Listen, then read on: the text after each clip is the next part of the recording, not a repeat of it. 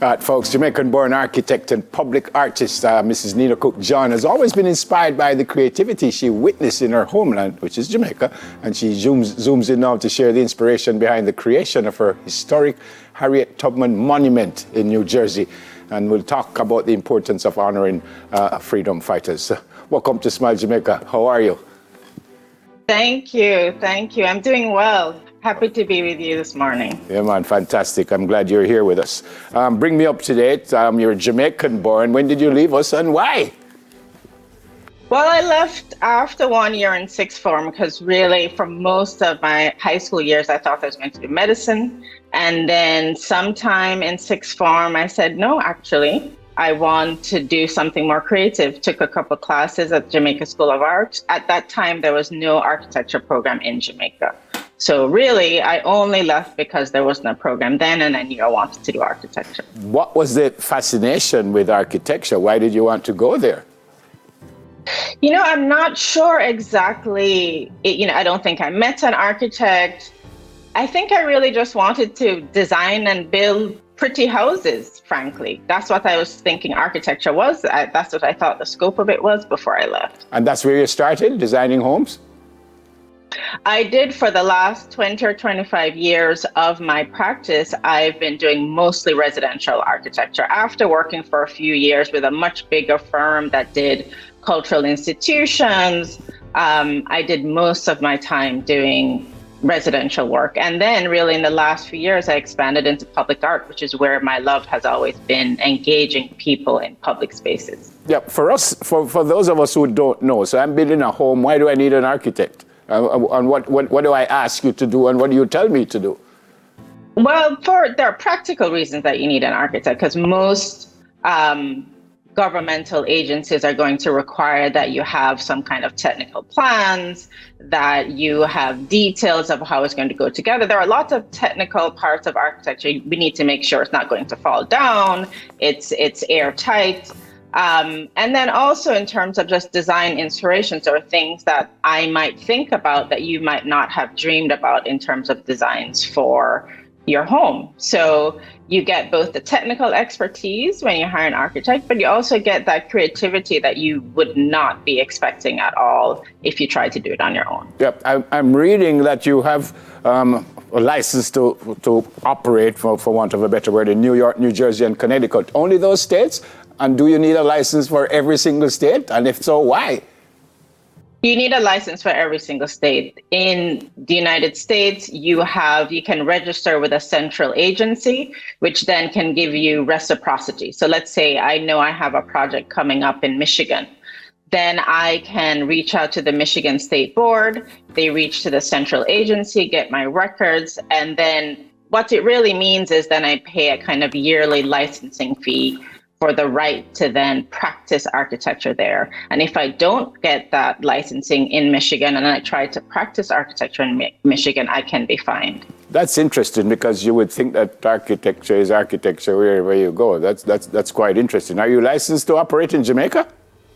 I'm not licensed to operate in Jamaica.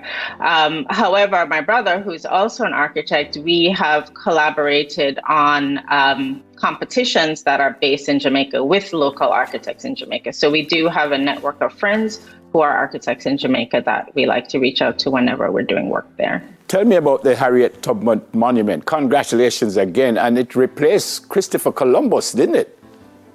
Yes, it did. Thank you for the congratulations. And it did replace the statue of Christopher Columbus, the mayor of Newark. After that statue was taken down, decided that they wanted to replace it with something that was more representative of the people of Newark, and they thought a Harriet Tubman monument would be better for that space. Do you get nervous for something like that? Because that's a huge undertaking. I know you've been doing it for a while. I don't know if this is the biggest thing you've ever done, but something like that, does it get you a little nervous because you want to ensure that you do it so perfectly?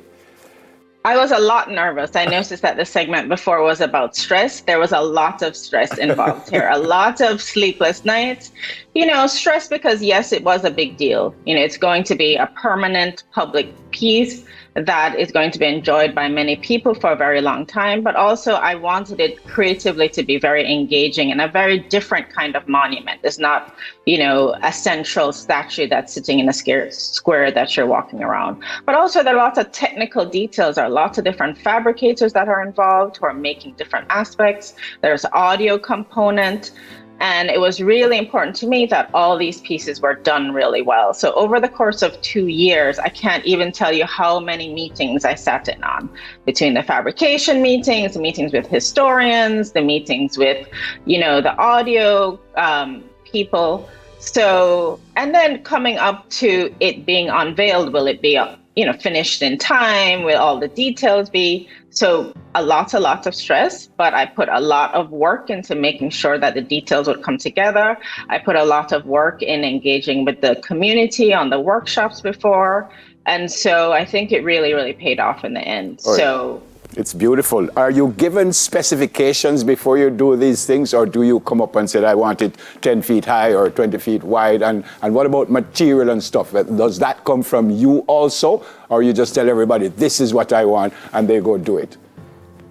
This was actually a competition. So I was one of 5 artists who were shortlisted. And when you're shortlisted, then you have a period of, I think we had 6 weeks to come up with a design concept. So it's during that time that I came up with ideas about not only the space and the form, but the materials and how it was going to be put together. So that all came from me. And then in working with the fabricators, just fine tuning, the connection details, and exactly anything needs to get tweaked one way or another. So it really had to all come from me, how it was going to be designed and put together. Fantastic. Anything on the horizon coming up now? You're going to put a statue of anybody coming up? Well, I do have another big public art piece in the works, which won't be unveiled until February of 2024. So I'm looking forward to that. Another kind of big and monumental piece, but also really detailed in how it would need to get put together. Yeah, the Harriet Tubman piece, the biggest thing you've done? It is the biggest thing I've done. It's the biggest in many ways, biggest in impact, biggest in terms of a public space piece, and biggest in reach in terms of publicity as well. Yeah. And at the end of the day, and you look at it, did you say, maybe I could do this a little bit differently, or were you just absolutely happy with everything that you saw? Right now, what we're doing is there are certain kind of finishing details, like there are some of the finishes on the concrete that they're reworking, things that actually many architects have to do after people move into their house, for instance.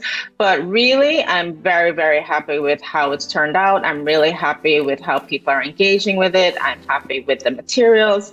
So for the most part, there's nothing I would change. Congratulations again. Anybody you want to say hi to before you go in Jamaica here? Hi, Mommy and Daddy. I don't know if you knew that I was going to be on today, but good to see you, and big up to the Campion Massive. All right, and big up to you. A fantastic effort. When I saw it, I go, a Jamaican, Harriet Tubman? I said, no, man, this is huge. And I'm so very happy that we had a chance to have a chat with you. God bless you and your family. Stay safe, and hopefully you'll be in studio with us the next time you do something huge. Maybe you just do something for Neville. Of a statue in front of TVJ or something like that. Blessings. Look after yourself. Thank you very much. Happy to be with you this morning. It's our pleasure. God bless. Architect and public artist, Mrs. Nina Cooke John, and fantastic. And I told you her mom, the former principal of Camperdown High, a good friend of mine, and now she runs the, maybe she don't like when I say runs, but she runs the Racers Track Club. And fantastic work from her daughter. All right, we move on. Second edition of News in 5 when we come back. Stay with us, please.